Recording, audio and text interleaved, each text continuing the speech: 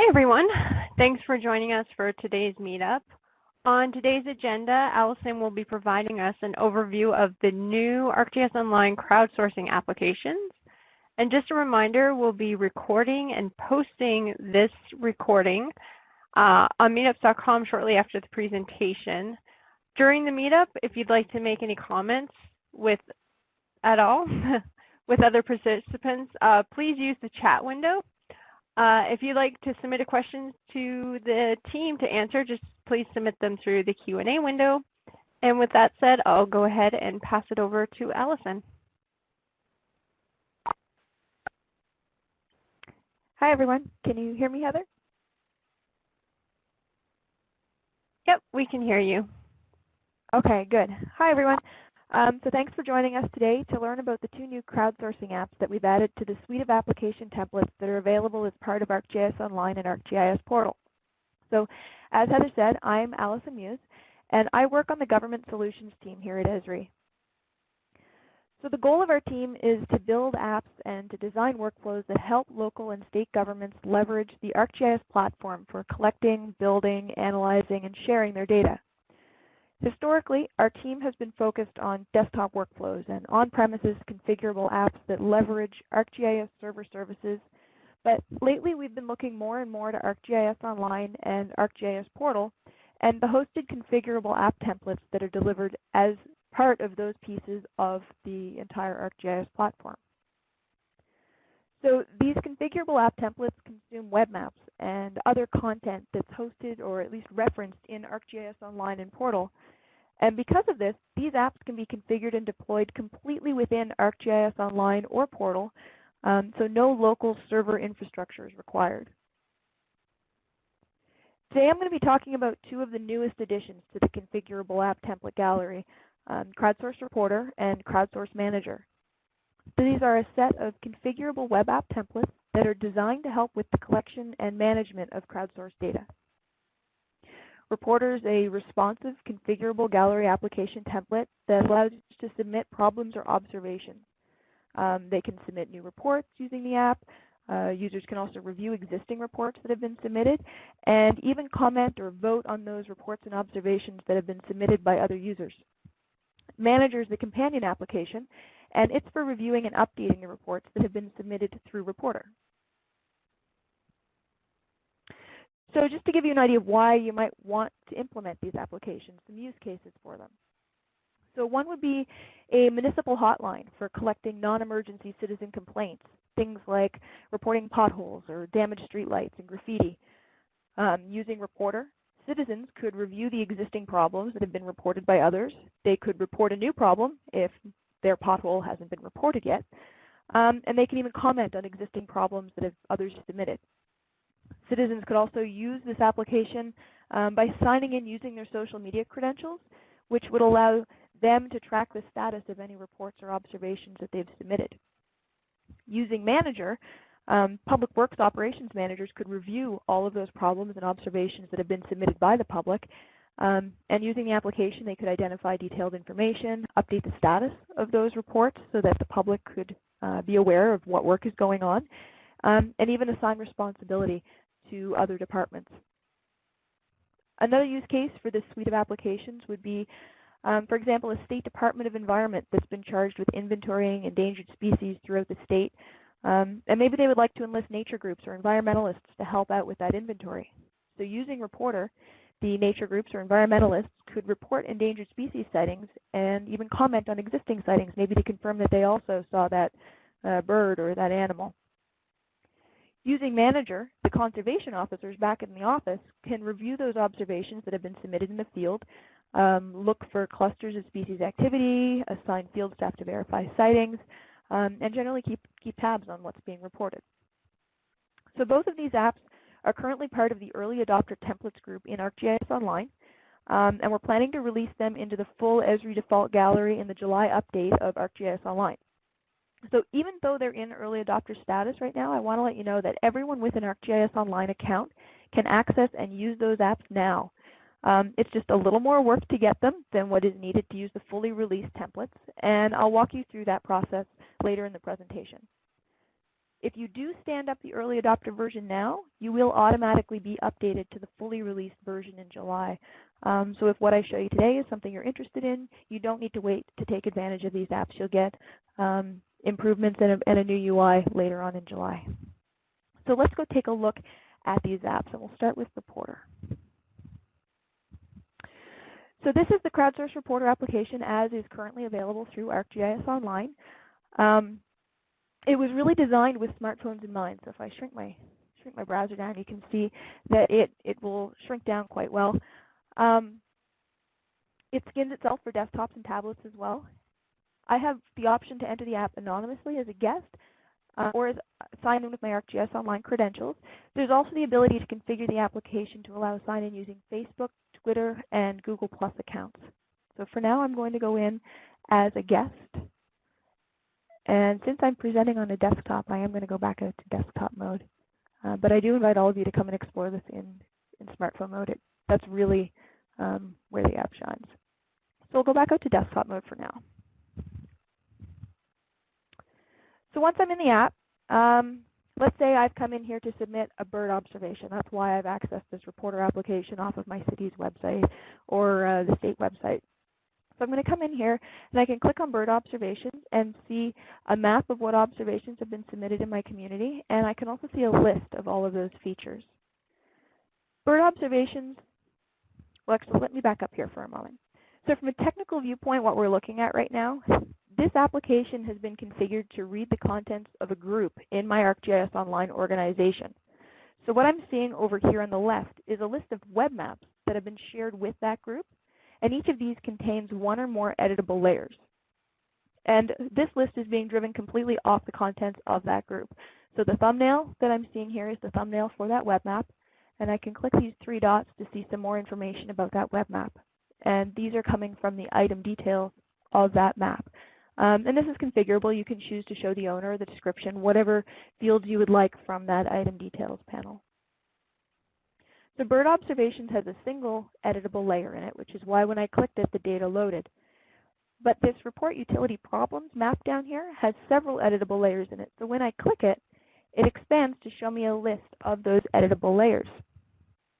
So this provides up to 2 levels of organization for this content. So a single reporter application could be used to collect a very broad range of information. In the case of a municipality, it can really be set up as a one-stop shop for everything from utility issues to animal complaints. And it really gives you the 2 ways of sorting out that content. So now let's go back up to bird observations. That's what I came in here to report. And I can review all of the reports that have already been submitted by others in my area. As I zoom in, this list will update to show me what's currently on the map. I can come in here and look, maybe I'm interested in this common moorhen report. I can come in here and see what information was reported on it. This layer actually has attachments enabled on it, so when Fred reported this common moorhen, he attached a photo of it.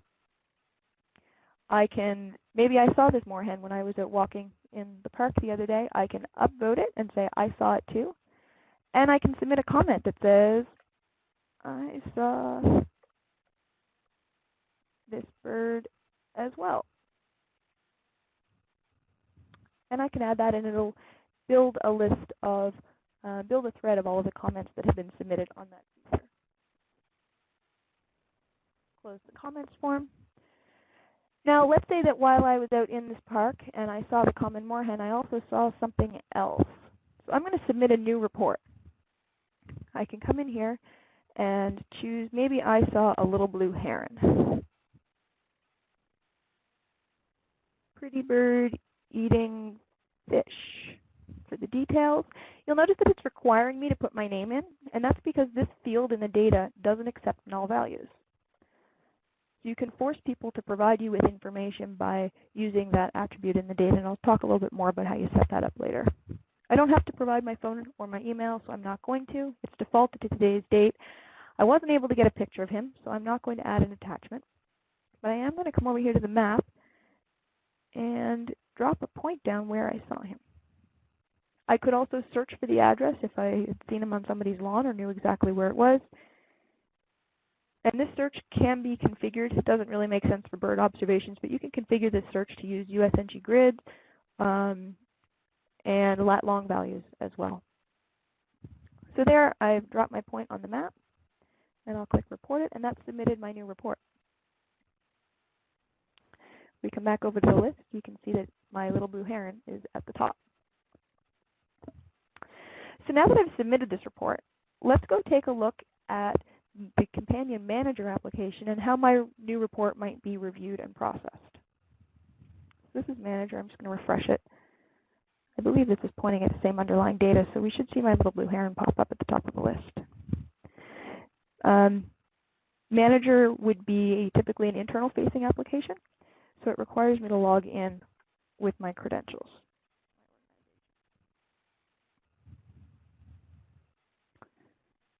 And as it loads here, you'll see a similar list of maps appear over on the left-hand side. Manager is, like Reporter, a configurable gallery template designed for use on desktops and tablets. It really isn't designed for smartphone use. And this is a very similar list of web maps to what is displayed in Reporter. But they are actually different web maps that have been shared with a different group in my organization. So using a single Reporter app doesn't necessarily mean that you have to use a single Manager app. The data that's collected in the Reporter app I just showed you will probably be reviewed and analyzed by people in different departments. The person who's interested in bird observations is probably not interested in utility issues. So I could have just as easily set up Manager apps for each of those departments that show only the maps and the layers that would be of interest to each of those groups. Here along the top, I have a table that shows all of the reports that have been submitted on this layer. And if I click on one of these rows, I'm not seeing my little blue heron, so this must actually be pointing at different data underneath as well. But if I click on one of these, you'll notice that I have the ability to edit some fields and not others. And this has been configured in the pop-up of these maps. You'll notice that the fields I can edit here aren't necessarily the same fields that I could edit when I submitted that report either. So when I submitted my little blue heron report, I didn't even see this public view field. But now that I am in the Manager application, I can. I also can't edit the name of Fred. Fred has submitted lots of reports lately.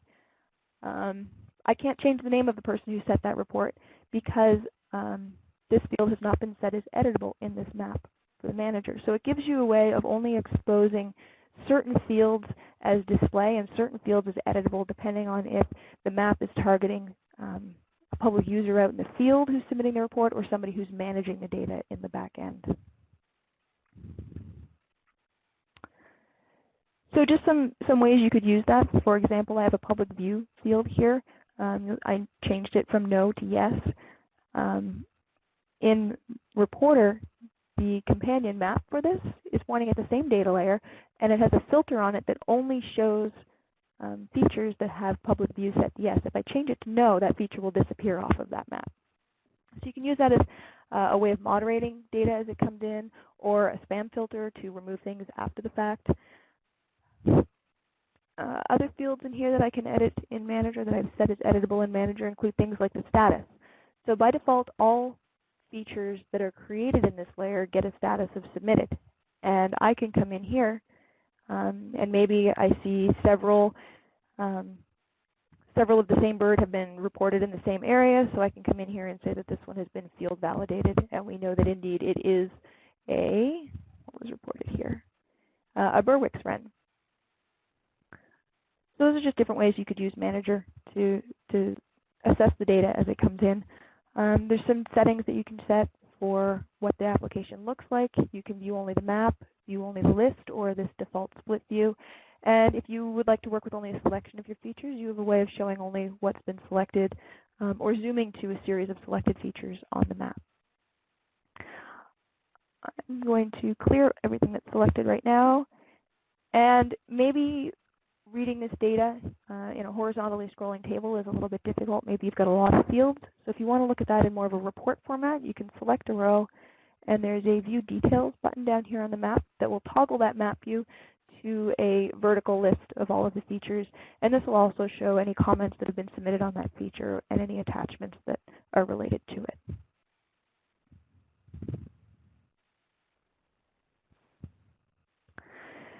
So I'm going to pause here for a moment. If anybody has any questions they've submitted, Heather, on the app functionality, we'll take those. And after questions, we'll move over to some tips and tricks for configuring these two applications. Sure. We have two questions from Tamara. One is for the Crowdsource Reporter app. Where is all the information stored that the users enter into the form? It's creating a new feature in a feature layer in ArcGIS Online or in a feature service that's been published using Server. So it's actually adding a new record to that feature class or to that service. And the other question is, does the location of the stored data change whether you are hosting this through ArcGIS Online or hosting it locally on your computer? So if you've published this using ArcGIS Server, you will have needed an enterprise database behind that service. So if your service is sourced in ArcGIS Server, then the data will be written back to that database. If your service is an ArcGIS Online hosted feature service or feature layer, then the data is written to that feature layer and will stay hosted in ArcGIS Online. And I'll get into a little bit more of how you set up this data and go through that whole publication process next. Great. There's no other questions if you want to continue. Okay. So I'm going to walk through this process and kind of cover some broad steps for everything from designing your feature classes right up to the moment when you've got your application configured. So I'm going to go all the way back to ArcMap, where you would be building these data sets. And I'm going to use the map documents and layers and everything that I used when I created the Try It Live service. So these are a lot of just lessons that I learned while I was setting up the Try It Live crowdsourcing applications that I just demoed.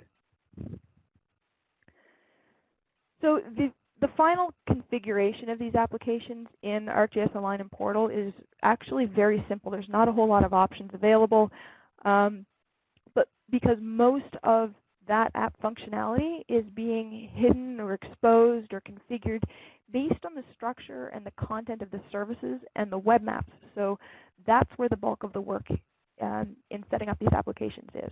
The decisions that you make really early on when you're building the feature classes and your map documents that get published as these layers become very important.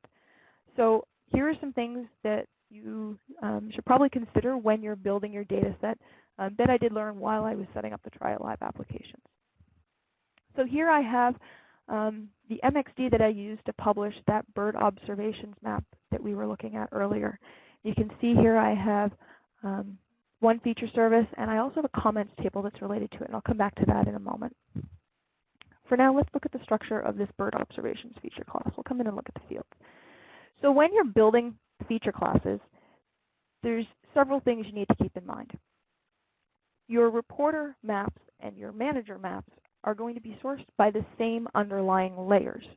So the feature classes need to contain all of the fields that you're going to want to be filled out by the people submitting reports to you, and they also need to contain all of the fields for your managers to manage that data as it's come in through the manager application. So here you'll see that I have the report details field. That's really important for the reporter, the name of the person who's submitting it, their phone number, their email. These are all the fields that we saw exposed through that reporter form.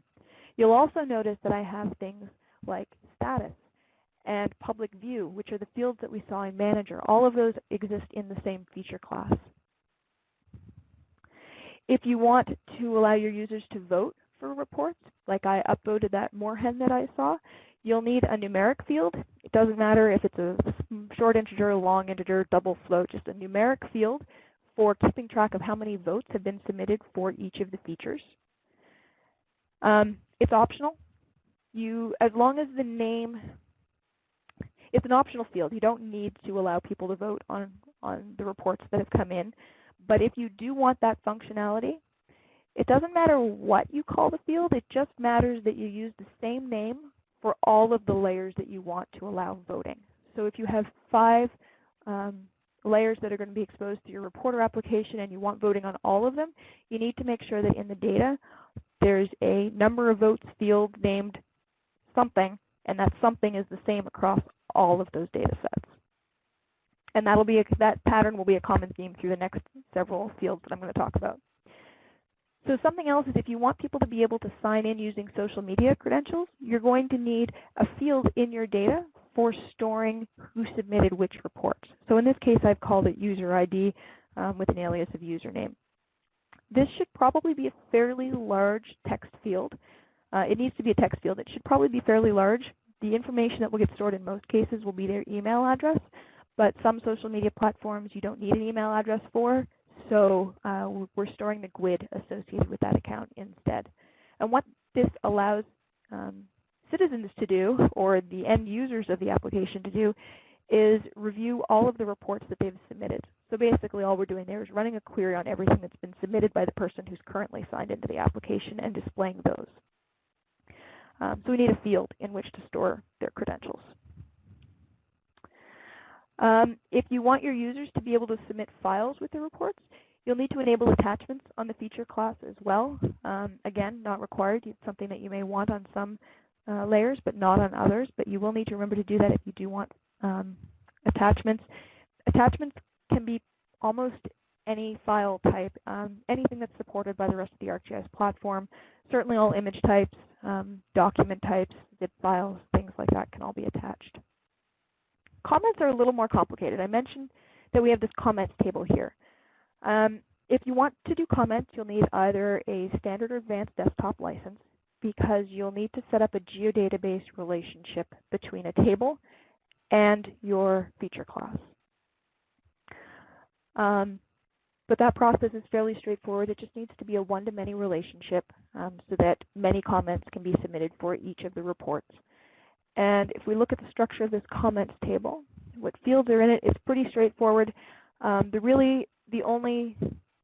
just need a single text field for submitting the comments. That's all that's exposed to the application right now, but we are looking at adding other fields. Again, comments aren't required, but if you want to collect them, the name of your comments field needs to be the same across all of your comments tables. So if we look at some of the fields, I'm going to come back up to the bird observations feature class for a second. If we look at some of these fields, I've set some properties on them to sort of control the values that will be submitted for the fields in my report. So for example, if we look at the, where's my type field? The type of observation field, you'll notice that I have a coded value domain set on it. So that's what resulted in that pick list that we were seeing in the application, where I could choose which type of bird I was reporting. So you can use coded value domains to restrict values like that, control typos. They're the same reasons you'd use domains in any data set, but they are exposed through the application as a pick list. I can also decide to not allow null values. I can force people to provide me a value. So that's why I was required to provide my name. If we look at the name field, you'll notice that null values are not allowed there either. Any field that has allow null values set to no will show up as a required field in the application, and users won't be able to submit the report until a value has been submitted in that field. So now that the data, that's an overview of the data sets in behind. One other thing I'd like to point out here in ArcMap is that layers that will be read in Reporter and Manager should only have one symbol set per layer in ArcMap. So don't use a unique value renderer on your data yet. I'll get to that. We can set that up in ArcGIS Online later. If you need to display more than one layer in your MXD, you can do that. Just use definition queries to break out those categories into different layers. So for example, if we look at fire hydrant leak, you'll notice there's a definition query on it that's filtering it to only fire hydrant leaks. This is the utility problem try it live service that we looked at in the map, that when I tapped on the map name, it expanded to show me a whole list of the editable layers in it, and these are the editable layers here. And they've just been separated out using definition queries rather than a pick list of the problem type. The reason that you can only have one template per layer in ArcMap is that Reporter is only designed to handle one editing template at a time, and it reads the editing templates that are from the service. So it's really important that each layer have only one editing template to choose from. If I were to put a unique value renderer on this and publish it out and use that service in Reporter, you'd see all kinds of strange behavior when it comes time to submit reports. Oh, and one other note, Reporter can handle features that have non-nullable fields and default values, but not all ArcGIS applications can. You may see some issues editing in the ArcGIS Online Map Viewer with services that are set up like that, and Collector may also run into some problems when editing those layers. It depends on a whole variety of settings. I just wanted to make sure you guys were aware of that if you do try to use these maps across multiple applications. So I'll come back over to my bird observations. And this map document is all ready to be published out as either an ArcGIS server service or as a feature layer in my organization or portal, which I've already done. So if we come back over here, I've added that bird observations layer and the related comments table to this map already. And you'll notice that I now have a unique value renderer on this. I've set that up using smart mapping by changing the style. And the reason that's okay is because now I'm not modifying the service anymore. Reporter will read the templates that were published out with the service, so then you can come in here and modify the symbology in ArcMap, and it'll show up in the application, but the application will only have one template to use. So this map is set up to be configured for Reporter right now, so I'll show you how that was done, and then I'm going to show you how easily it can be modified for use in Manager. So even though these two applications should be reading different maps, it's really easy to set up that second map once you get the first one done. So given that this is a Reporter map, the first thing you should do is come in here and configure the pop-ups.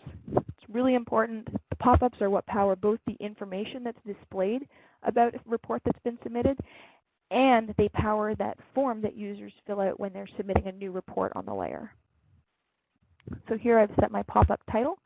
I'm just going to flip back to Reporter for a second and just give you a refresher. So this is the pop-up title that displays over here on the right. And when this expands, these are the pop-up details that are displayed here. So if we come back over to my web map and look at my pop-up configuration, you can see here's where I've set my pop-up title. And I'm displaying a list of field attributes. So that's what's displaying there. I can come in here and configure these attributes. So this is an editable layer, so I have two columns. I have a display column and an edit column. The display column controls what shows up in this area right here. The edit column determines what shows up in the form. What information am I going to ask my users for? So this is for Reporter. They don't need to see or edit the observation number, but I do want them to be able to tell me what type of observation it is. I have display turned off here because I'm already showing it in the pop-up title, so there's no need to show it in the details box as well. I'm allowing people to both edit the details, what did they see, and give me some information on it, and I'm displaying that information back to the general public. I don't want them to edit or display the number of votes or whether or not this has been filtered. That's fine. They can type in their name and have that name displayed back publicly, but the public doesn't need to see what phone number or email address they submitted with that report. And that's fine. They can edit and display the submit date when they saw the bird. Maybe they just saw it yesterday. By default, it shows up as today, but they could change that to show yesterday or the day before. And then the rest of these are fields from the related comment table. So this is all set up for Reporter, for that end user who's out in the field submitting the report. I'm just going to say cancel, cancel to go back out. And I have also already set the symbology to show based on the status. So like I mentioned, in ArcMap I was limited to one symbol per layer, but I don't have that same restriction in my map now. So I've chosen to symbolize these based on their status, so I can see at a glance how responsive the department is being when responding to submitted bird reports or issues. So there's one note here. If you symbolize based on a field that is editable in the report, in the reporter form, you may see some odd behavior as the app tries to figure out how to build the form based on the different templates. So I really do recommend symbolizing by a field that isn't exposed for editing in Reporter. That's fine if it's exposed for editing in Manager, because at that point the feature will already exist. It's just better if it's not something that you're going to be changing in Reporter. So in this case, I'm using the status field, which is something that has a default value set in the data. It's always going to show up as submitted in Reporter, and then it can be updated to field validated later in Manager. So now the map is built. The next step then is to share that, or save it, I guess, first, and then to share it. So in this case, this is going to be a public-facing application, so I need my map to be visible to everyone. And I also need to share it with a group that I will eventually be publishing out through a Crowdsource Reporter application. So I have a group here called Crowdsource Reporter that contains all of those maps. And I also need to share this map with that group. Now, if we wanted to turn this into a web map that could be used in Manager, it's really easy. First step, before you go changing any settings, save it as something else just so you don't accidentally save it and overwrite your Reporter map. I'll call this one Bird Observations Manager. Update my description here, and save it. So now all we really need to do, we want the same symbology in Manager, all we really need to do is come in and reconfigure this pop-up. So things that I would probably change in here are, I don't want the people in the back office to be able to change the details that were submitted. I don't want them to be able to change the type of observation either, but maybe we want that displayed in the table. They shouldn't be able to edit the name of the person who submitted it, but I want them to be able to change whether or not that feature should be visible or not. So maybe they'll need to moderate that comment that was submitted. Again, they shouldn't be able to modify the phone number, email, or the date that that report was submitted, but they should be able to see them all. And I do want them to be able to edit the status of the report that was submitted. So we'll say OK, save that pop-up, resave my map. And now I need to share this. So now this is going to be a map that's going to be used internally, so it doesn't need to be shared with everyone, but I want to make it available to other members of my organization. And instead of sharing it with that Crowdsource Reporter group, where all of my Reporter maps are, I'm going to share it with the Crowdsource Manager group, where I'm storing all of my Crowdsource Manager maps. And I'll say done. So that easily I created two maps for two different applications that are related. It's got the same data set underneath of it. So I've already created several of these maps and shared them with that Crowdsource Manager and the Crowdsource Reporter group. So let's go create some maps. As I mentioned at the beginning, Reporter and Manager are both in the early adopter status right now. So there's a few extra steps that I'm just going to talk you through that wouldn't be necessary, or that won't be necessary once these applications are released in full. I'm just going to flip back over to PowerPoint for a second. So the steps for using early adopter gallery applications. There's two types of applications. You can have gallery applications and map applications, and these steps are specific to gallery apps that read content from a group in ArcGIS Online. Map apps read just a single map. What's the distinction between those two? So the first step is you'll need to create an empty group in your organization. This is the group that is going to hold the templates. So your second step is to just search in ArcGIS Online for early adopter templates groups, and you'll come up with a group that contains the Crowdsource Manager and Crowdsource Reporter templates. As long as you're signed in, you'll be able to share those templates with the group you created back up in step 1. And then if you go into your organization settings, which requires administrative access in your organization, on the Groups tab, you can change the Gallery Applications group to point to the group that was created in step 1, and I'll show you this back in the organization in a minute. I just wanted to talk you through the steps first. So if we go back over to my browser, if I go to my organization, I've already done these steps, so I'm just going to show you where the end result of them is. If I go over to my organization, I'm an administrator in here. I can go to Edit Settings, and on the Groups tab, here's the Gallery Applications parameter. This is the window that powers what is available to you when you share a group. Or this is the group that powers what is available to you when you share a group. So here I've set it to Dev Gallery Templates. And if we go look at my groups, it might be easier to search for it. There it is. Here's my Dev Gallery Templates group. And you'll notice that I've already shared the Crowdsource Manager and Crowdsource Reporter templates with that group. So what this means is when I go over to that Crowdsource Reporter group that I shared my map with a minute ago, that content will load. You'll see there's my bird observations, and all of the other maps are in here already. When I click Share as a gallery application, this window is being populated by that group that I just set in my organization settings. If there's any questions on this, we can come back to this at the end because it is a little bit complicated, but it's temporary. By mid-July, you shouldn't need to go through these steps anymore. These two applications will be part of the Esri default group that usually populates this little window. So from now on out, the steps would be the same after July. So I've shared my Crowdsource Reporter application, and I'm going, or my Crowdsource Reporter group. I'm going to share it using the Crowdsource Reporter app. Say Publish. I can give it a name and say Save. And this is where things get really easy. Most of the configuration setup has already been done in setting up the data in the maps. Say View Item. We can come in here, and you don't need to do any configuration to make this app work, but if you've gone through all this work, you might as well come in here and turn on some of that functionality that you've set up with the data and make it pretty. So you can come in here, set a new title for the application. You can even provide a one-line subtitle that will appear underneath that title. You can change the splash screen image if you want.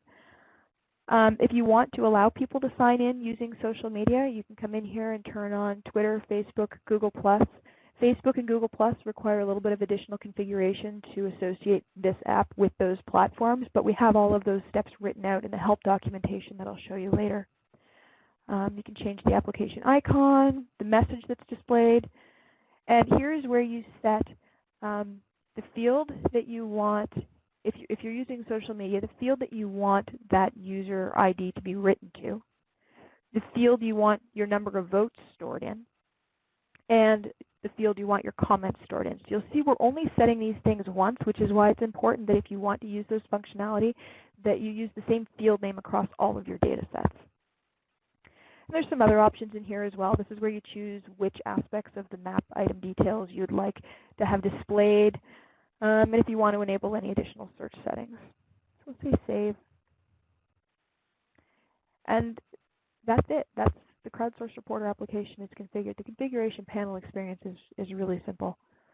We can come in here, and then this application is available to use. The Crowdsource Manager experience is very, very similar, so I'm going to go through it pretty quickly. Here I have that Crowdsource Manager group open. Same thing, I can click Share as a gallery application. This time I'll choose my Crowdsource Manager template, Publish, a new name, say Save. Again, there's no configuration that's required for this application, but if you've gone to all this work already, might as well come in here and put the finishing touches on it. You can give it a new title, change the icon that's shown, pick a new color scheme for it, and again, you can choose what details you would like visible here in the map information.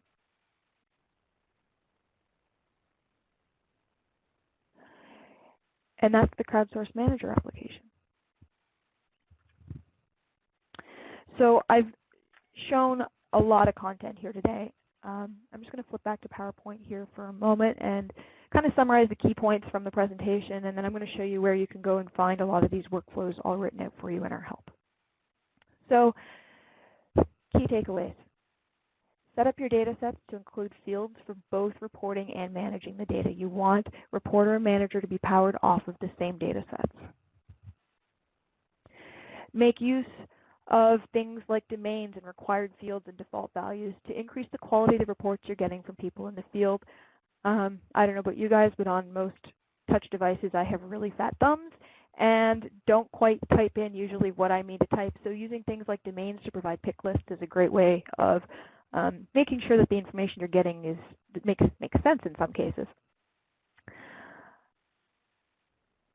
In ArcMap, use one symbol per layer so that you have one editing template per layer in your service. If you want to set more elaborate symbology, do it in the web map. Make use of the edit and the display pop-up settings to tailor the app content to your reporters and your managers. The people out in the field don't need access to the same information as your managers and vice versa, so make use of those pop-up settings to really tailor those two experiences. And finally, use the same layers in separate maps and separate groups for your reporter and manager content, again, so that you can tailor those experiences to the audience that will be using those applications. But at the same time, they'll both be seeing the same data. So I'm sure there's some questions on all of that.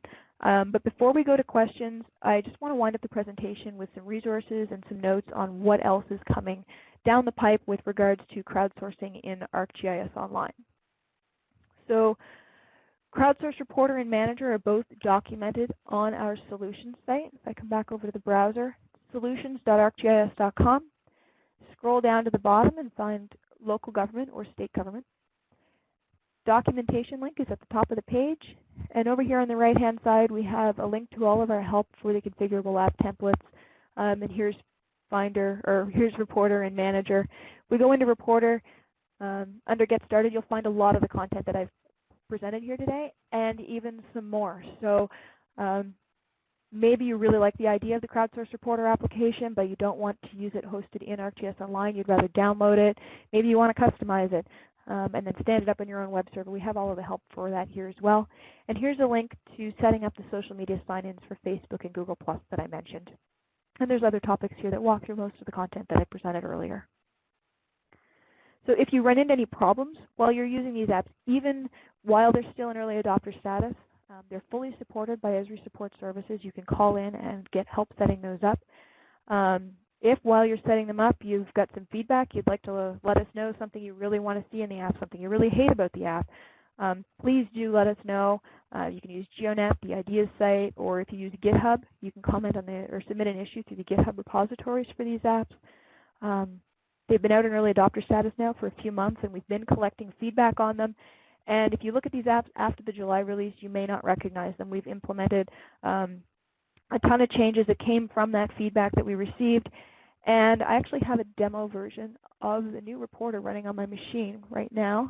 And you'll see that it's had a total facelift. We've gotten rid of the double panels. Everything is over on the right-hand side. And we've made it much easier to submit a report. So this is the Crowdsource Reporter that you'll be seeing after that July update to ArcGIS Online. And like I mentioned earlier, even if you stand up the early adopter application right now, we'll automatically push this new UI to you as part of that online update. It's an advantage of keeping the application in that ArcGIS Online environment. So the overall functionality of the app does remain the same though. So please do, as you're using these apps, please keep sending us your feedback so that we can continue to evolve these apps to be more and more useful for you. We're also working on a third crowdsourcing application right now. Crowdsource Polling is going to be released into the early adopter group in July. The polling app is all about soliciting feedback as comments and votes on a series of issues or proposals that have been published by the organization. So we're targeting use cases like a municipality that's required to solicit feedback on proposed land use and zoning changes. Using polling, the city can present the proposed plans in an interactive map and allows stakeholders to submit comments and feedback on those proposals. Or another use case would be a utility that has several proposed capital projects in their CIP, but doesn't have the funding allocated for every project yet. So Using this app, the city could present the proposed projects and allow stakeholders to submit comments and feedback, which can then be used to influence the funding decisions that are being made by the utility.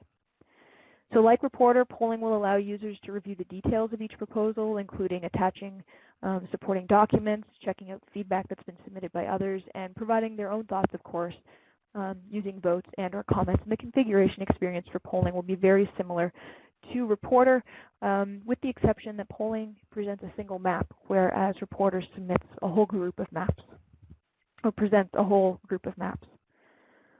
Looking further out, and even broader than online and portal-hosted configurable apps, we're also working on a photo survey application and tools for collecting, processing, and presenting a series of location-aware photos along with a brief survey. So use cases for this app include assessing properties for damage after a storm, inventories of blighted properties, targeted reappraisal efforts, and identifying potentially hazardous structures. So the app will encourage community participation in evaluating the contents of the photos through some gamification. You can see that Frank here has surveyed a total of 212 reports and is on a roll. This app is still really early in the development process, but keep an eye out for more information on it over the next few months. So that's what we've been up to with crowdsourcing. And that's the end of my presentation for today. We do have some time left, so Heather, do we have any questions? We have one question from Tim. Can you change the app splash or launch image? Yes, you can. That is For the configurable. Yep. Yep. If I come back in here, do I still have, yeah, if I come into configuring my Crowdsource Reporter app, there's a parameter in this panel for choosing an image. Some things to think about when you're picking an image is this graphic is the same size on any device. So if I shrink down to smartphone mode, you'll notice I'm just seeing a smaller piece of that image. So just something to think about when you're picking a graphic. You might not want to pick something that looks really odd if the sides of it are chopped off or something like that. But you can set this to point to whatever graphic you'd like. Great. Jan, how can the collected data be returned to desktop? So if you're using an ArcGIS Online hosted service, there are ways of doing that. Let's see if I can go to my content. There's ways of exporting the data from ArcGIS Online back to desktop environments. There's several ways you can do that. I'm just going to open up a random feature layer here. And there is an option here for export. So you can send it out in any number of formats and then reopen that in your desktop environment. Great. So far, I think, oh, one other question. Can you use domains on a shapefile feature layer, or it has to be in a featured geodatabase? I haven't used it with shapefiles. Scott, are you more familiar with that?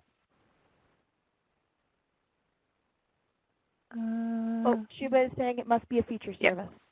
Must be a feature Hey, service. Allison, it's Scott. Yeah, it's gotta be a hosted service.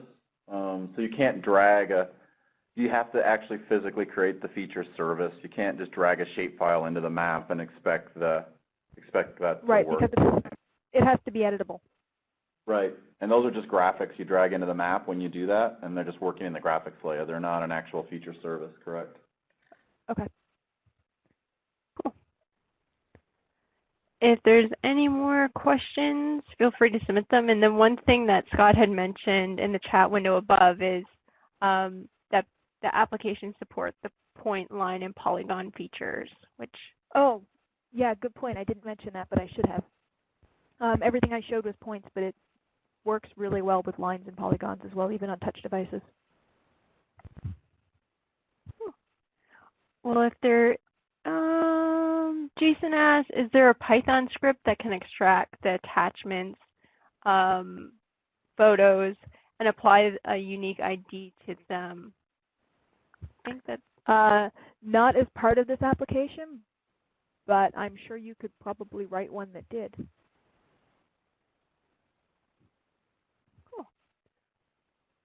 If there's any more questions, feel free to submit them. Otherwise, I'll just go ahead and wrap up the meetup. So thanks for joining us, everybody. We look forward to seeing and hearing from you at our next meetup, which will be on June 25th, where we'll be providing an overview of the ArcGIS for Local Government 2015 UC release, which is going to be a big release for us. So definitely attend that meetup. Until then, oh, Allison actually has one more question. Can you download the app code from Github?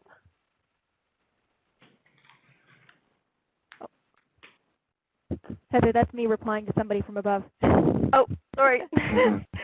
Somebody asked if there was, Edgar asked if there was a downloadable app. I wasn't sure if Edgar was also asking about a native app. I mean, this is both Reporter and Manager are responsive JavaScript applications, so they do work on many devices. Right now, we don't have any plans to build a native app, for Android or for iOS that would complement this. We're going to go with the JavaScript kind of responsive apps. Yeah, and he's clarified that does look like what he was asking about. I did send the GitHub repos out in the chat if anybody is interested in going and looking at those. What's and on you can Masters download it directly from the right solution now. site too. Good point. Yep. Yep. Cool. I guess we'll wrap up the meetup. Sorry, there was one other question there from Paul. Will this be available on Portal? It's not going to make Portal 10.3.1, but it should be included in whatever the next version of Portal is after that. You can download the apps and put them on your own web server and then reference them in Portal if that's the environment you're working in.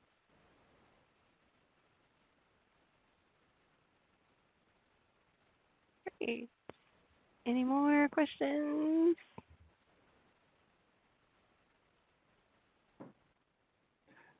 Allison, Edgar had a question about 10.3 only. ArcGIS Online doesn't care. If you're hosting your services in ArcGIS Online, it doesn't matter what version of ArcGIS it is, and then as long as you're publishing a feature service in 10.2, it will work there as well. So. Yep. Great.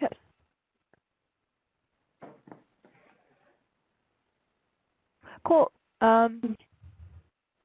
If there are any questions, I will keep an eye on the meetup site. You can post your questions there, and I'll go back to you as soon as I can.